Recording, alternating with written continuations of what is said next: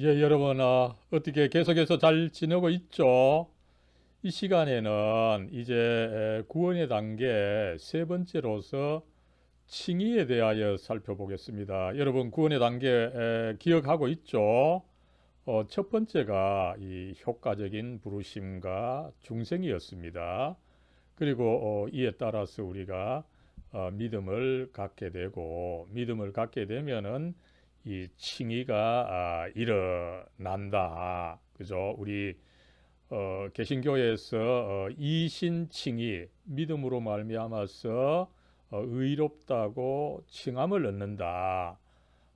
이것이 참 핵심적인 교리인데 마침 이 종교개혁 기념 주간에 이 제일 중요한 주제를 살펴보게 되어서 참 하나님의 축복이라고 생각합니다. 그래서 지난 시간에는 특강으로서 이그 종교개혁의 그 다섯 가지 그 원리, 그죠? 5대 솔라를 한번 살펴봤습니다. 그죠? 이신칭의가 중요하지만 이신칭의가 중요하게 됨에 있어서는 무엇보다도 먼저 이 성경이 중요하게 그 다루어졌다. 그죠? 가톨릭 교회는 성경뿐만 아니라 교회의 전통, 교회의 권위를 강조했는데 종교개혁자들은 오히려 성경을 가장 중요한 권위, 절대적인 권위로 내세우면서 성경의 가르침을 먼저 제시하고 그것을 따르다 보니까 자연스럽게 종교개혁이 일어났다. 그 점에 있어서는 또 이 이신칭의가 또 가장 중요했던 것이다. 그죠? 이신칭의를 가능케 하는 그리스도, 그 그리스도는 십자가에 못 박히신 그리스도다. 그를 오직 그만을 우리가 바라볼 필요가 있다. 이것을 한번 살펴봤습니다. 이 시간에 칭의에 대해서 뭐 크게 네 가지의 주요한 내용들을 살펴보고 여기에 또 가톨릭 교회 또 특별히 이 칭의론에 있어서 이 현대 신학에서 칼 바르트가 제기한 문제를 한번 살펴보는 것으로 해서 마치도록 하겠습니다. 여러분 먼저 우리가 칭의를 생각할 때에 이 칭의라고 하는 것은 하나님의 법적 행위다. 이것을 어, 학자들이 모두 이야기를 하고 특별히 이 로이드 존스가 이것을 강조하고 있는 것을 우리가 알 수가 있습니다.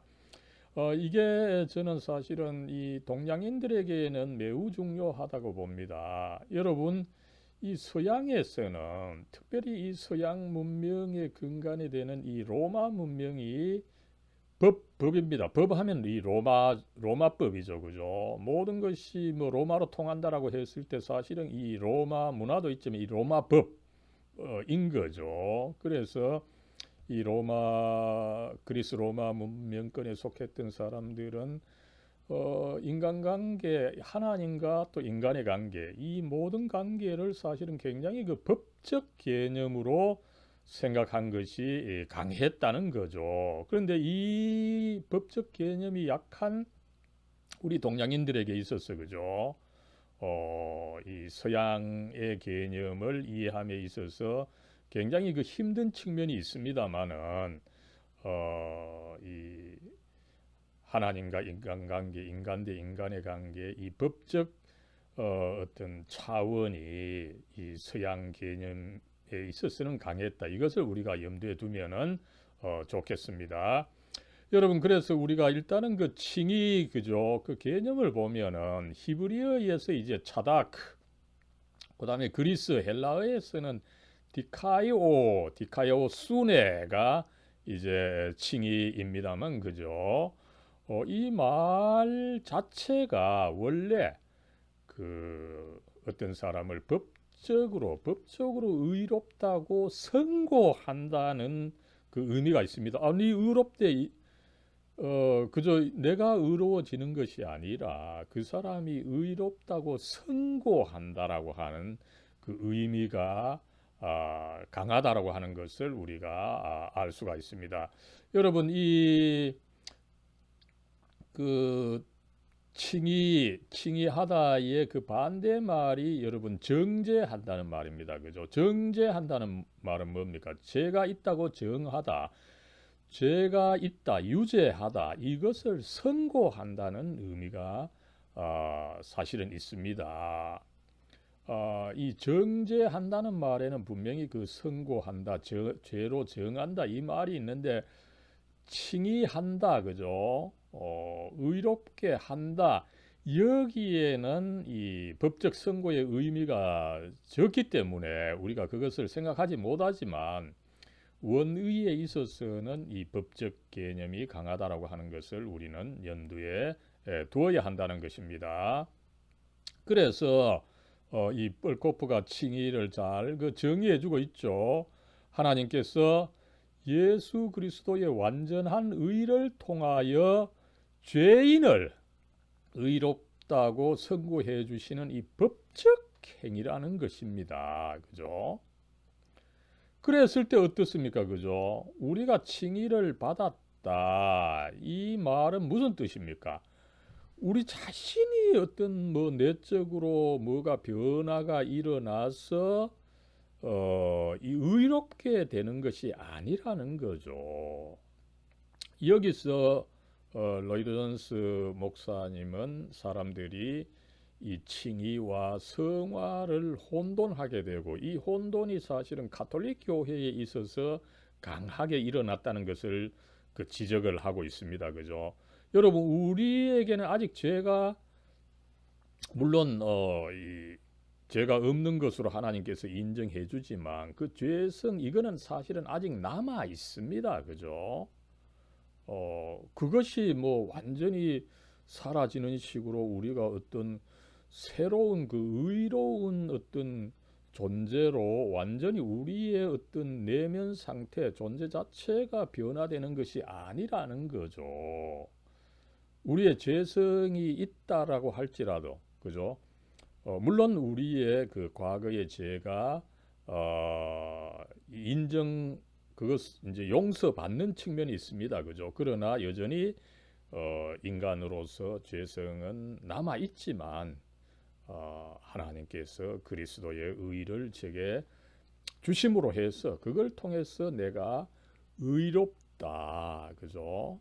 네가 이제 하나님인 나와 자유롭게 만날 수 있게 되었다. 그래서 너는 내 아들이다, 내 딸이다. 이렇게 이제 인정해 주는 것이 바로 칭이다. 이것을 우리가 알아야 된다는 거죠. 그러나 여러분 이것은 뭡니까? 이미 법적인 행위입니다. 그죠? 법적으로 그렇게 한번 이미 정하셨기 때문에 하나님의 또 선고인 거죠. 이게 변할 수 있습니까? 없습니까? 그죠? 변하지 않는 거죠. 끝까지 가는 거죠. 그런 그 계속되는 개념이 여기에 내재되어 있는 것을 우리가 생각할 수가 있습니다. 여러분 대표적으로 이 칭이라고 하는 개념이 우리 한국에 있어서 분명하게 인식되지 못한 것 자체가 그죠? 이 칭의, 그죠? 의롭다고 칭하다 이런 개념이지만 이게 사실은 쉽지 않은 개념입니다, 그죠? 그래서 이 개정개혁판에 그 개정개혁 이 성경을 본다 하더라도 로마서 3장 24절을 보면 어떻습니까, 그죠? 이 하나님의 은혜로 값없이 의롭다 하심을 얻은 자 되었느니라. 의롭다 하심을 얻은 자, 그죠? 물론 의롭다 하심을 얻었다. 여기에는 이미 좀 의로운 자로 그 선고가 되었다. 이 의미가 있지만, 그죠? 이게 내가 의롭게 되었다라고 하는 것을 의미하는지 아니면 의로운 자로 선고함을 받았다.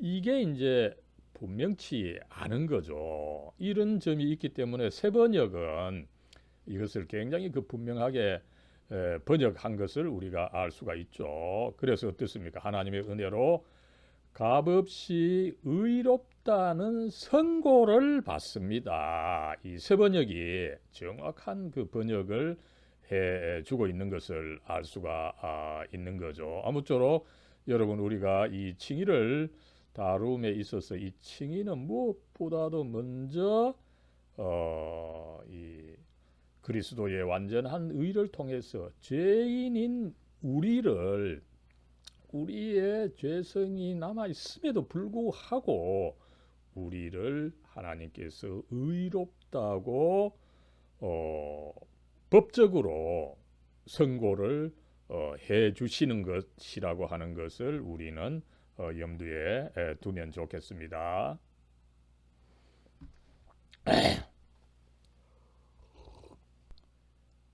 예, 여러분, 이제 두 번째로 이 칭의의 그 중요한 주제로서 그 이신칭의입니다. 그죠? 우리가 이 칭의를 받게 되는데, 이 칭의는 오직 믿음을 통해서만 온다.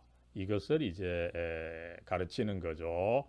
이 이신칭의에 해당하는 이 라틴어, 그죠?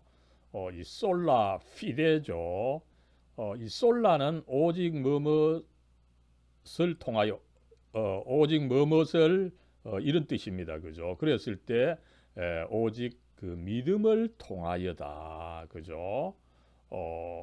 이 의미가 있고, 이것은 사실은 또 다른 솔라 그라치아와 연결되어 있음을 알 수가 있는 거죠. 그래서 영어로서는 굉장히 분명하게 justification by grace through faith alone. 그죠?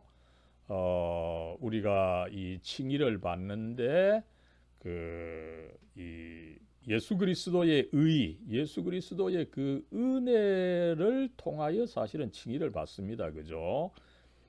그런데 이 예수 그리스도께서 당신의 은혜로 의로 주시는 이 칭의를 받는 그 통로가 뭡니까?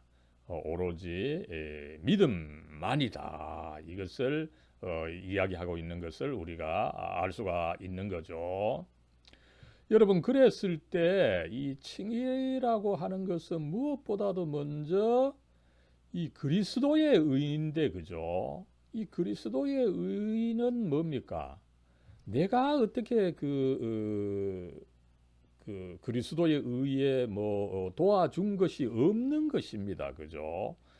나의 밖에 있는 것, 혹은 나와는 그 낯설다, 이런 표현 또 씁니다만, 그죠? 여기서 이제 전통적으로 alien righteousness, 그죠? 낯선 의다.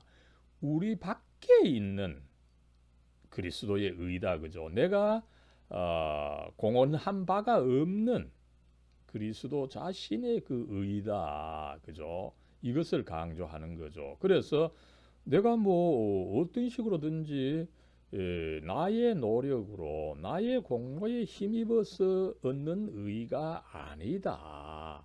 이것을 이제 전통적으로 낯선 의라고 하는 개념으로 가르쳐 온 바가 있습니다. 그죠? 이렇게 이제 우리 밖에 있는 그리스도의 의, 이걸 우리가 어떻게 받을 수가 있습니까? 그죠?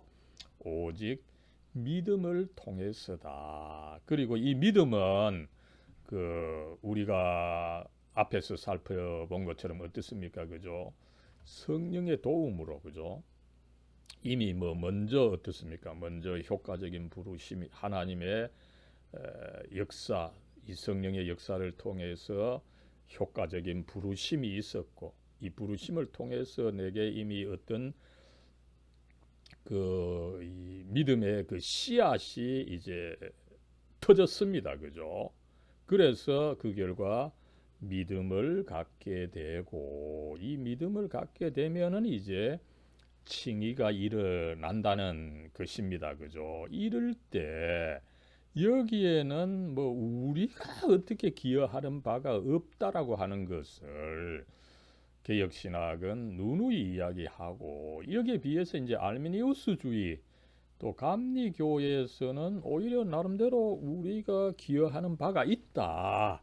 이렇게 아직까지 상당히 그 첨예한 대립이 있습니다만은 이 과정에서 이 개혁신학은 계속해서 이 하나님의 역사를 주권을 그 강조하고 있는 것을 우리가 한번 확인할 수가 있습니다. 예, 여러분 그랬을 때 우리가 이제 이신칭의를 말함에 있어서 그죠? 믿음 자체, 우리의 믿음 자체가 어떤 뭐 큰 가치가 있어서 그죠? 어, 여기에 따라서 뭐 완전히 칭의가 일어나고 아니고 그죠? 이런 식으로 믿음 자체를 어떤 대단한 가치가 있고 그래서 우리가 해야 되는 그 행위고 그죠? 이런 식으로 이야기하는 것은 또 맞지 않다. 믿음은 단순히 그 통로일 뿐이라는 거죠. 이렇게 했을 때 이제 많은 목사님들 그죠? 은연중에 너무 믿음을 강조해서 믿음이 마치 그 칭의를 낳는 것으로 이야기를 하면서 그러다가 또 내가 뭐 믿음이 약해지거나 없어지면 어떻게 됩니까? 그죠? 그 주어져 있는 칭의가 또 소멸되는 것으로 취소되는 것으로 그죠? 이렇게 또 이야기하는 것은 그 맞지 않다. 이것을 우리가 알 수가 있습니다. 그러면서 여러분 여기서 우리는 이 이신칭의의 교리가 개신교에 있어서 정말 중요하다 그죠? 그래서 이것이 중요한 나머지 우리 개신교 역사에 있어서는 이 이신칭의의 교리가 사실상 그 사활이 기독교의 사활이 걸린 문제다. 이런 식으로 그 개념화되어 온 것이 있다는 거죠. 우리가 지난번에 살펴봤습니다만 그죠? 이 루터 자신 또 그와 더불어서 이 개신교 자체에 이 이신칭의 교리가 중요합니다. 그죠? 이것을 발견했을 때 가톨릭과 다른 이 개신교가 성립되었음을 우리가 생각할 때에 이 이신칭의가 중요하다. 이것을 다시 한번 염두에 두면 좋겠습니다. 여러분 이제 이 세 번째로 칭의의 2대 요소를 한번 살펴보겠습니다. 여기에는 먼저 소극적인 요소와 이 적극적인 요소가 있다 이렇게 보통 이야기를 하고 있습니다. 먼저 이 소극적인 요소다, 그죠? 이 네거티브인데 그죠? 이게 어떻게 보면은 뭐 조금 이 수동적이다, 소극적이다 이런 의미도 있지만 뭐 없어진다 이런 또 의미도 있는 거죠. 여기서는 이제 나름대로 없어진다는 것입니다. 그죠? 이 예수 그리스도의 대속 사역, 그죠? 그 십자가 피 흘리심, 그 대속 사역을 인해서 나의 죄를 용서해 주신다. 도말해 주신다. 씻어 주신다. 없애 주신다. 그죠? 이 죄를 없애 주는 거, 이 네거티브한 거, 그죠? 이 측면이 먼저 하나 있고 그 다음에 이제 두 번째로 적극적인 요소가 있다는 거죠. 여러분 이제 죄가 없어졌다면은 뭐 그 자체로 굉장히 중요합니다. 그러나 죄가 없어진 백지 상태로만 있으면 어떻게 됩니까? 여기에 다시 또 죄가 또 들어올 수 있게 되는 거죠. 그럴 때 이제 그것을 더 강하게 이기도록 여기에 뭔가 이 포지티브 긍정적인 거, 그죠? 강한 무엇을 심어 주신다는 것입니다. 그것이 뭡니까, 그죠? 그리스도께서 이루신 그 완전한 만족, 그죠? 그리스도께서 이제 율법의 요구, 그 또 인류가 그 하나님의 율법을 완수하지 못해서 하나님의 그 진노를 산 것이 있습니다마는 예수 그리스도께서 그 대가를 다 치르심으로 해서 그 하나님의 의를 만족시켰습니다. 그죠? 그래서 그리스도의 의는 뭐 물론 단순한 십자가 죽으심이지만 그죠? 이것은 하나님께서 율법으로 인류에게 요구하신 이 전부를 만족시킨 어마어마한 어떤 그 내용이라고 하는 것을 우리가 알 수가 있습니다. 그죠? 그래서 그리스도께서 이루신 그 완전한 만족, 거룩함, 그 의, 그죠? 만족함과 의와 거룩함을 우리에게 전가시켜 주시는 것이다. 그죠? 여러분 여기서 이제 전가 혹은 영어로 impute인데 그죠? impute 명사형은 imputation입니다. 그죠? 이 어려운 말이 사용되었는데 그죠? 이 전가라고 하는 것은 뭡니까? 어떤 가치를 내게 없는 어떤 가치를 내게 준다. 그죠? 귀속시켜준 어떤 가치를 내게 귀속시켜준다. 그런 의미가 있습니다. 그죠? 또 혹은 뭐 계정에 넣어준다. 이런 의미도 있는 거죠. 그죠? 여러분 은행에 내 계정이 있습니다. 그죠? 이 계정에는 뭐 마이너스가 있을 수도 있고 그다음에 조금 뭐 플러스가 있을 수도 있지만 나의 어떤 존재 가치와 상관이 없이 그죠? 내게 이 그 가치가 주어지는 것입니다. 그죠? 이 정가 개념을 대표적으로 잘 보여주는 것이 이 성경에 한 장만 있는 이 책이죠. 이 빌레몬서입니다. 그죠? 빌레몬서 18절, 1장 18절을 보면은 그 사도 바울이 빌레몬에게 하신 말씀이죠. 그죠? 그가 만일 내게 불의를 하였거나 내게 빚진 것이 있으면 그것을 내 앞으로 계산하라. 그 빚이 있다면 그것을 내 계정으로 돌려라. 내 계정에 넣어줘라. 그죠? 이런 의미인 거죠. 그죠? 그래서 이 정가라고 하는 거에는 나의 어떤 그 내면 상태와 상관없이 일어나는 것이라고 하는 것을 우리가 알 수가 있습니다. 이 정가시켜 줌으로 해서 내 존재 자체가 의롭게 되는 것이 아니라는 거죠. 그랬을 때에 이제 사실은 우리가 이 칭의에 있어서 하나님께서 먼저 나의 죄를 그 도말해 주시고 깨끗하게 된 상태에서 그저 깨끗하게 된 상태로만 놔 주시지 않으시고 이 깨끗하게 된 상태에다가 그리스도의 완전한 의를 이제 덧붙여 주신다라고 하는 것을 우리가 알 수가 있습니다. 이게 이제 칭의의 2대 요소인데 문제는 우리가 뭐 주로 사용하고 있는 이 벌코프 조직 신학에는 어떻습니까? 그죠? 물론 뭐 소극적 요소는 그대로 제시합니다. 이 죄 용서를 중요하게 먼저 소극적 요소로 제시하죠. 그러나 적극적인 요소를 제시함에 있어서 그죠? 벌코프는 흥미롭게도 양자 이제 이 나름대로 우리의 죄를 도말시켜 주시고 우리를 바로 양자로 삼아 주신다. 그리고 또 양자의 어떤 이 상속 권리로서 영생을 주신다. 이렇게 그 이야기를 하고 있습니다. 근데 이렇게 풀어 나갈 때 이것은 상당한 문제가 있다라고 하는 것을 알 수가 있는 거죠. 이 벌코프는 어떻게 본다면은 이 칭의의 이 두 번째 이 적극적 요소를 분명하게 제시하지 않는 그죠? 이 중대한 결함을 가진 것이 아니냐 이렇게 그 문제 제기를 할 수가 있다고 보겠습니다.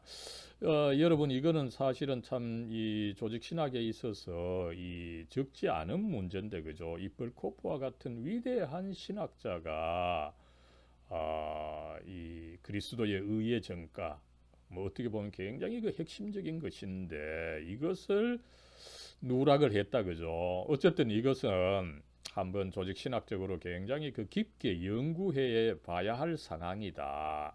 벌코프가 왜 이렇게 주장했는지 이것을 한번 논의를 해 봤으면 좋겠습니다만 그죠? 아무쪼록 그가 이것을 분명하게 제시하지 않고 있기 때문에 한번 지적을 하는 것입니다. 그랬을 때 여러분 특별히 이 두 번째 적극적 요소를 강조하는 분이 바로 로이드 존스 목사님이십니다. 그죠? 또 우리가 살펴보겠지만 현대 신학자 중에서 웨인 그루뎀이죠. 그죠?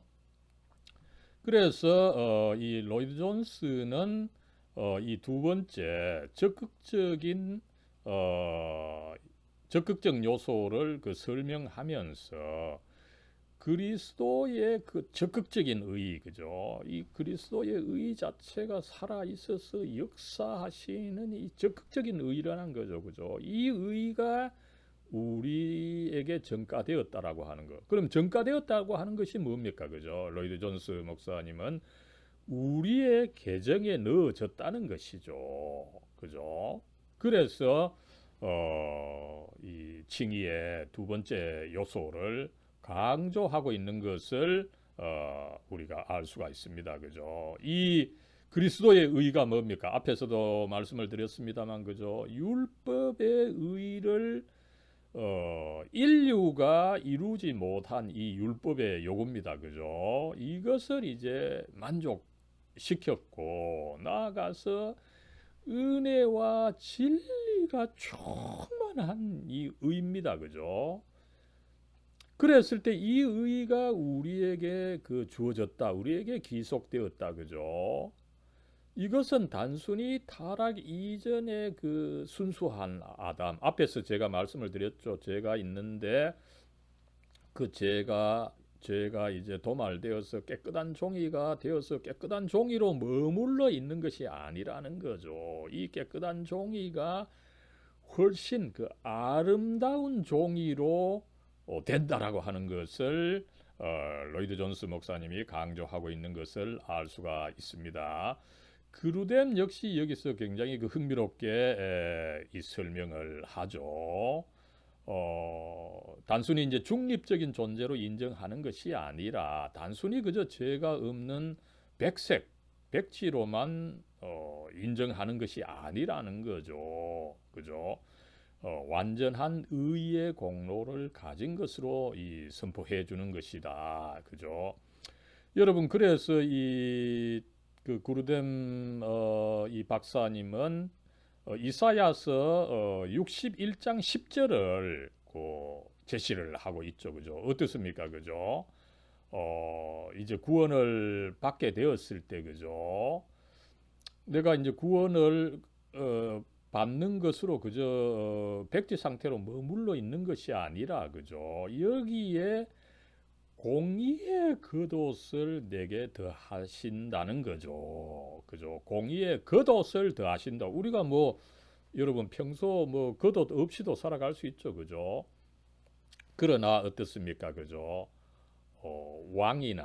왕들 보십시오. 그죠? 화려하게 그 망토를 입고 그죠? 그것이 평소에는 불필요합니다. 그러나 이제 그런 겉옷을 덧입음으로 해서 그 근의를 드러내는 것처럼 그죠? 우리가 이제 칭의를 받게 된다면은 그렇게 이 화려한 공의를 겉옷을 덧입는 것과 마찬가지다. 그죠? 그것은 또 뭡니까? 신랑이 사모를 쓰고 그죠? 신부가 자기 보석으로 단장하는 것과 같다. 그죠? 여러분 신랑 뭐 평소에는 그 모자 안 쓰죠. 그죠? 또 신부가 평소에는 화려하게 하지 않습니다. 그러나 이 결혼식에는 그렇게 하는 것처럼 하나님께서 우리가 이 칭의를 받고 구원을 받게 되면은 여기에 겉옷을 덧입혀서 우리가 뭔가 그죠? 더 긍정적이고 화려하게 해 주신다. 이것을 가르치고 있는 것을 알 수가 있습니다. 그래서 여러분 이 그루뎀 이 조직 신학을 살펴보니 그죠? 흥미롭게도 이 그림으로 잘 설명을 하고 있는 거죠, 그죠? 우리가 먼저 이 칭의를 받기 전에 그죠? 이 죄인의 상태에 있을 때는 이렇게 뭔가 그 이 죄 마이너스 빛을 지고 있었던 거죠. 그죠? 이래 되면 어떻게 됩니까? 사람이 쭈글스럽고, 그죠? 제대로 살아갈 수가 없습니다. 거기 빛에 억눌려 지내게 됩니다. 그죠? 이럴 때 이제 예수 그리스도의 의를 통해서, 그죠? 죄 용서를 받게 되면은 휘게 된다는 거죠. 그런데 이제 그루뎀은 앞에서 말씀드린 것처럼 우리가 이렇게 휘게 된 상태로만 있는 것이 아니라, 그죠? 여기에 이제 마이너스에서 플러스로 변한다는 거죠, 그죠? 그리스도의 의가 전가됨으로 해가지고 우리가 어떤 그 긍정적인 의를 가짐으로 해서 더 이 죄를 이기고 그죠? 더 이 성화의 노력을 할 수가 있고 그죠? 하나님을 더 이제 잘 섬겨 나갈 수 있다라고 하는 것을 우리가 알 수가 있는 것입니다. 예, 여러분 이제 칭의론의 네 번째 주제로서 이 칭의와 양자를 살펴보겠습니다. 양자라고 하는 것은 그죠? 양아들로만 삼는다는 뜻이 아닙니다. 그죠? 이 어답션 하냐면은 남자든지 여자든지 그 양자녀로 입양한다. 입양의 그 뜻이 있는 거죠. 그랬을 때는 거기 남성과 여성이 함께 포함되는 것입니다. 여기서 자자라고 해서 절대로 양아들만 의미하는 것은 아니다. 이것을 염두에 둬야 되겠죠. 하나님의 자녀로 삼아 주신다 이 뜻입니다. 그죠? 그랬을 때 이 양자론을 과연 어디서 다루어야 하느냐 이것이 또한 그 문제가 되어 있습니다. 그죠? 흥미롭게도 앞에서 이미 지적을 했습니다마는 벌코프는 이 칭의의 두 번째 요소, 적극적인 요소로서 이 양자와 영생 얻음을 이야기를 했습니다. 그죠? 그래서 제가 앞에서 비판을 했습니다만, 그러면서 이 양자를, 이 또 하나의 다른 구원의 단계로는 제시를 하지 않았다는 거죠. 그러나 우리가 뭐 또 주요하게 참고하고 있는 이 웨스트민스터 신앙고백 대소요리문답에는 이 먼저 칭의가 있고 그죠? 칭의가 있으면 여기에 또 양자가 이제 같은 이 구원의 단계로 나옵니다. 그죠? 그랬을 때 이 양자를 칭의와 동일한 구원 단계로 볼 것이냐 아니냐 이 문제가 이 신학사나 신학에 있어서 그 중요한 그 문제라고 하는 것을 우리가 알 수가 있습니다. 어쨌든 웨스트민스터 신앙고백과 대소요리문답은 이 양자를 또 하나의 다른 이 구원 단계로 다룬다는 것이 있습니다. 그죠? 그러나 이 현대에 있어서 이런 그 신학적인 이 그 방법들이 이 순서들이 많이 변화를 그 이루어 왔던 거죠, 그죠? 무엇보다도 먼저 이 독일어권 신학자들은 그죠, 모든 것을 이 단순화시키다 보니까 양자론을 따로 다루지 않고, 그죠? 또 현대 신학자들 어떤 분들은 양자론을 독립적으로 다루지 않고 프레임이나 뭐 이런 분들 그죠? 이 칭의와 양자를 함께 다루는 거죠. 그리고 또 어떻습니까? 그죠? 이 벌코프 자신도 사실은 양자론을 따로 안 다루었죠. 그것은 뭐를 의미합니까? 그죠? 이 양자는 칭의에 수반되는 것이라는 거죠. 칭의에 수반되다 보니까 칭의를 주요하게 다루면은 여기에 수반되는 것으로서 양자를 같이 다룰 수가 있기 때문에 이것을 따로이 독립된 어떤 단계로 다룰 필요는 없다. 이것을 우리가 알 수가 있는 거죠. 이 점에 있어서는 여러분 저는 또 이 뿔코프를 또 따라가고자 합니다. 우리가 모든 것을 될 수 있으면은 단순화해야 되기 때문입니다. 그죠? 그랬을 때 이 양자는 뭡니까? 그죠? 앞에서 우리가 칭의를 살펴봤지만 그죠? 우리가 이 칭의를 통해서 하나님 앞에서 의로운 자로서 이제 새로운 법적인 지위를 부여받습니다. 그죠? 그랬을 때 이 새로운 법적 지위라고 하는 것은 뭡니까? 그죠? 하나님이 이제 내게 아버지가 되는 것입니다. 그래서 내가 하나님을 이제 두려워하지 않고 아빠 아버지다. 그죠? 이렇게 부를 수가 있게 되다 보니까 이건 뭐를 의미합니까? 이제 내게 있어서 하나님이 아버지가 되는 것은 내가 하나님의 아들이 된다, 딸이 된다 이 의미인 거죠. 그래서 자연스럽게 우리가 하나님의 아들과 딸이 되는 것은 이 칭의에 자연스럽게 그 수반되는 것이다. 그죠? 이것을 우리가 알 수 있기 때문에 이 양자론을 칭의론과 독립시켜서 따로 다룰 필요는 없다. 이것을 알 수가 있습니다. 그러나 이 양자의 의미 또한 중요하다. 이것을 우리는 또한 염두에 둬야 되죠. 그랬을 때 여러분 이 양자의 의미를 잘 보여주는 것이 웨스트민스터 신앙고백 제 12장입니다. 그죠? 그래서 그 웨스트민스터 신앙고백 제 12장에 보면 어떻습니까? 그죠? 우리가 이제 칭의를 통해서 양자가 됨으로써 그죠? 하나님의 아들과 딸이 됨으로써 이제 하나님의 자녀의 그 수, 하나님의 그 백성에 이제 들어가게 된다는 거죠. 그죠? 그러면서 이제 하나님의 자녀가 받을 수 있는 이 자유와 특권을 향유하게 되었다. 이것을 가르치는 것입니다. 그죠? 먼저 이 생명록에 우리의 이름이 이제 새로운 법적 지위를 받으면서 그 하나님의 이 법적인 생명책에 들어가게 되고 그죠. 그 다음에 양자의 성령을 받고 그래서 담대하게 은혜의 보좌에 나아갈 수가 있는 것입니다. 여러분 우리가 여전히 죄가 있고 죄성이 있습니다. 그죠? 그렇기 때문에 그러나 어떻습니까? 하나님께서 우리를 이미 하나님의 아들로 딸로 이미 삼아 주셨기 때문에 우리가 그 은혜를 믿고 담대하게 나아갈 수가 있는 거죠. 그래서 하나님을 또 아빠, 아버지라고 부를 수 있고 그죠? 여러분 어떻습니까? 그죠?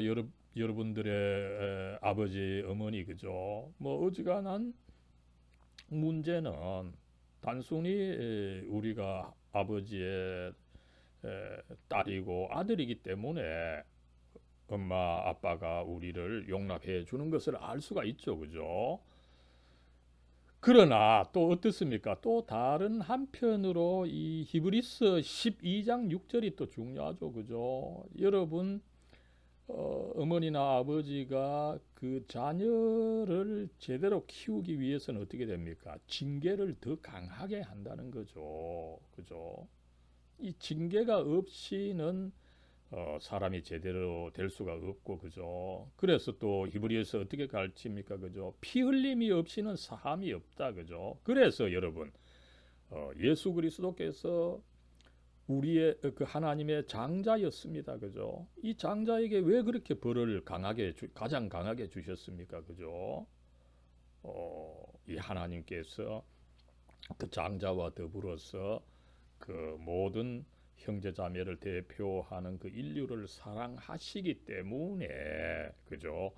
그 맏아들 되시는 예수 그리스도를 더 크게 징계하셨던 것을 우리가 이해할 수가 있는 거죠. 이렇게 우리가 하나님의 징계를 받을 수가 있습니다. 그죠? 그러나 우리는 결코 버림을 받는 것은 아닌 거죠. 우리에게 주어진 이 구원이 취소되거나 철회되는 것은 아니라는 것입니다. 그래서 영원한 이 구원의 상속자로서 영생을 얻게 된다. 이것을 우리가 알 수가 있는 것입니다.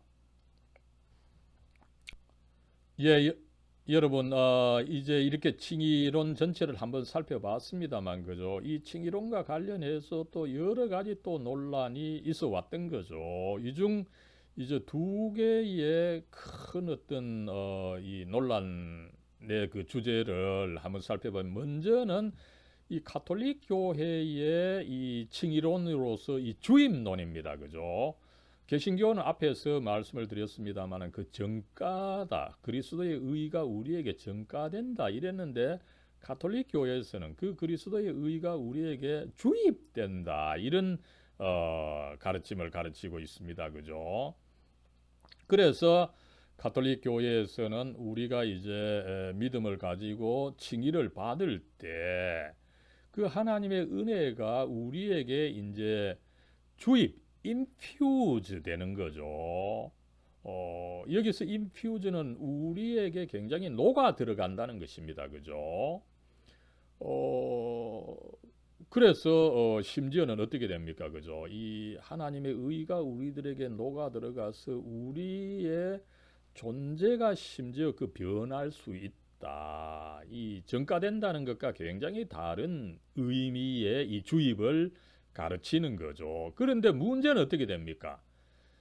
이 하나님의 은혜, 그리스도의 의가 우리에게 주입되기는 하는데 우리의 선행의 정도에 따라서 그 주입되는 양이 달라진다. 이것을 가르치고 있는 것입니다. 예, 그래서 이 그리스도의 의가 우리에게 주입되는데 우리의 그 선행이 크면은 그리스도의 그 주입되는 의가 또 크고 그죠? 내가 선행이 없으면 그 의가 또 약하게 되고 이런 이제 어떤 개념이라고 하는 것을 우리가 알 수가 있는 거죠. 그러다 보니까 또 어떻습니까? 그죠? 우리에게 이렇게 주입되어 있는 의가 만약에 우리가 죄를 지으면 어떻게 될까요? 그러면은 이미 주입되어 있는 그 그리스도의 의가 죄로 인해서 약해지거나 없어질 수 있다는 거죠. 그죠? 그러나 이것은 그리스도의 그 완전한 의를 잘 모르는 그 소치다. 그죠? 그래서 종교개혁자들이 이 가톨릭 교회의 이 칭의론을 이 거부한 것을 우리가 알 수가 있습니다. 그죠?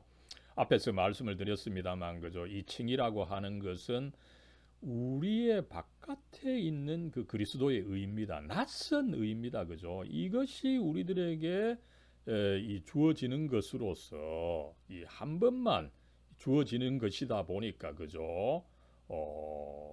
그것이 뭐 우리들의 어떤 선행과 무관하게 주어진다라고 하는 것, 우리들 바깥에 있는 것이라고 하는 것, 그죠? 이것을 한번 생각을 하면서 그죠? 여기에 그러면은 이 성화 개념 그죠? 이 우리가 칭의 개념과 이 성화 개념을 혼돈을 하지 않아야 되는데 그죠? 성화는 어떻습니까? 오히려 인간의 내면에서 발생하면서 그죠? 계속적으로 이제 지속되어야 하는 거죠. 여기에 비해서 칭의는 이제 한 번만 주어지는 것이다. 그죠? 그러나 성화는 계속되어야 하는 것이다. 이랬을 때 여러분 이 가톨릭 교회는 자꾸 이 칭의와 성화 개념을 혼돈한다라고 하는 이 로이드 존스의 그 입장에 우리가 동의할 수 있는 것을 알 수가 있습니다.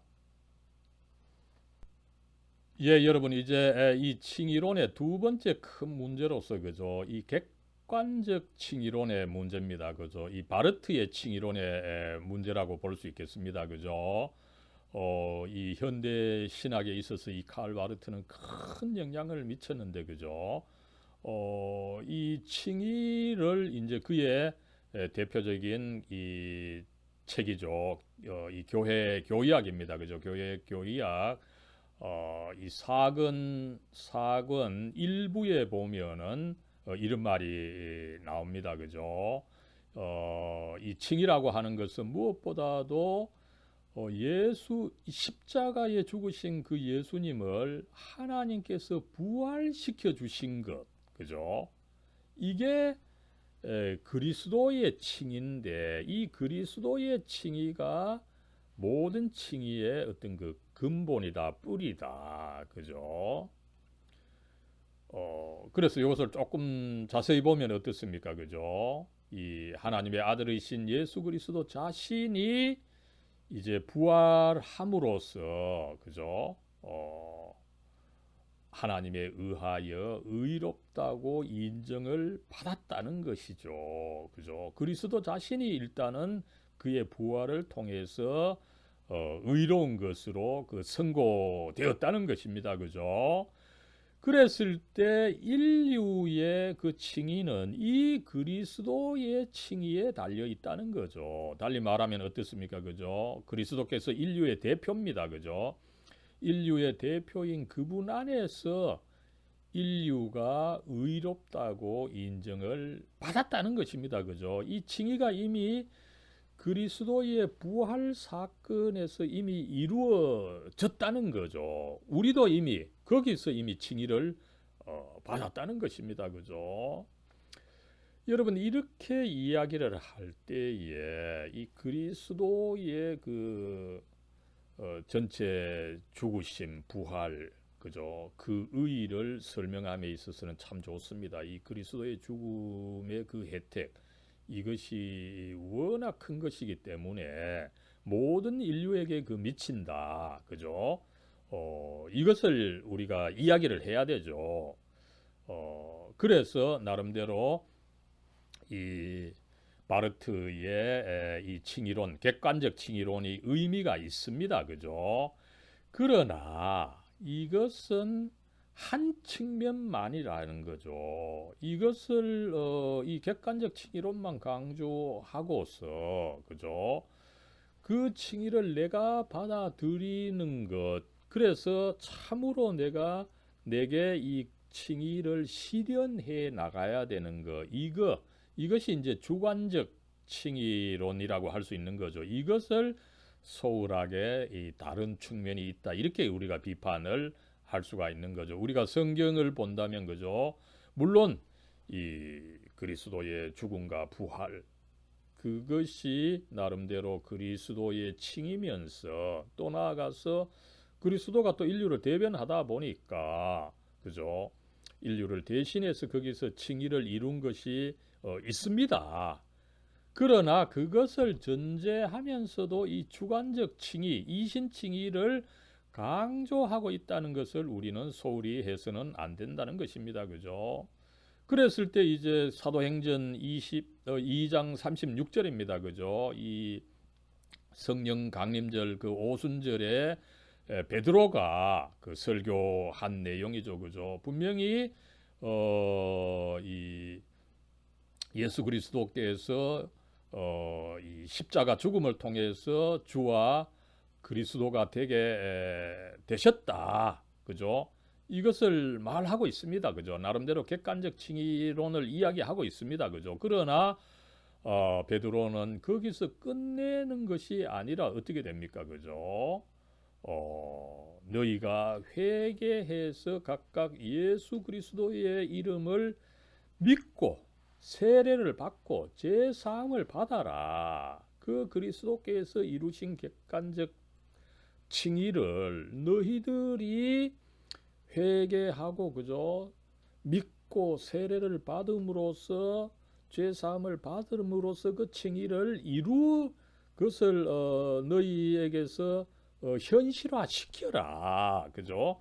이것을 이야기하고 있는 것을 우리가 알 수가 있습니다. 그래서 나름대로 바르트가 제시한 이 객관적 칭의론 그저 의미가 있지만 그것만으로 끝내서는 안 되고 여기에 우리는 이 개혁신학 전통에서 강조해온 이 주관적 칭의론을 같이 강조할 필요가 있다라고 하는 것을 우리는 알 수가 있습니다. 여러분 아무쪼록 이 종교개혁 기념주의를 당해서 특별히 또 이 종교개혁의 핵심 주제인 이 이신칭의를 살펴봐서 참 더 잘 된 것으로 생각을 합니다. 아무쪼록 주님의 그 은혜 여러분들에게 더욱 풍성하게 함께 하기를 기원합니다.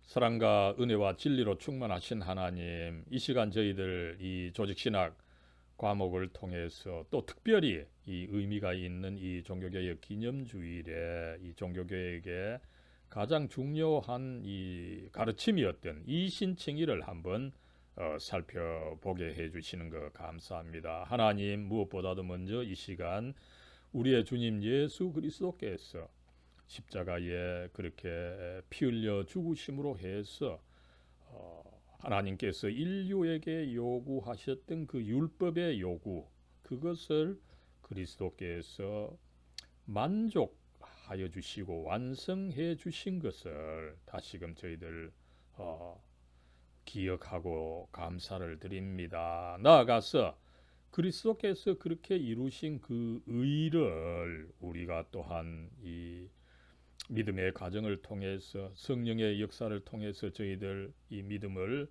가지게 해 주시고 그 의를 우리가 받아서 누리며 살아갈 수 있게 해 주시니 얼마나 감사한지요. 하나님 이 세상 참으로 참 어렵고 참 교묘하고 악한 이 세상입니다. 단순히 죄가 없는 것만으로 살아가기 참 어려운 이 세상인데 저희들에게 그리스도의 의를 덧입혀 주셔서 저희들 이 하나님의 아들과 딸로 살아갈 수 있게 해주시니 얼마나 감사한지요. 하나님 우리에게 주신 이 의 그리스도의 그 적극적인 의가 더욱더 살아서 우리가 참 징계를 받더라도 하나님의 아들과 의로서 굳건하게 살아가고 또 하나님께서 주신 이 아들과 딸로서의 그 자녀의 권리 향유하고 또 나아가서 주님께서 주시는 이 영생을 향유하고 또 전할 수 있도록 하나님 복의 복을 더해 주시옵소서. 우리 주 예수 그리스도의 이름으로 간절히 기도드리옵나이다. 아멘.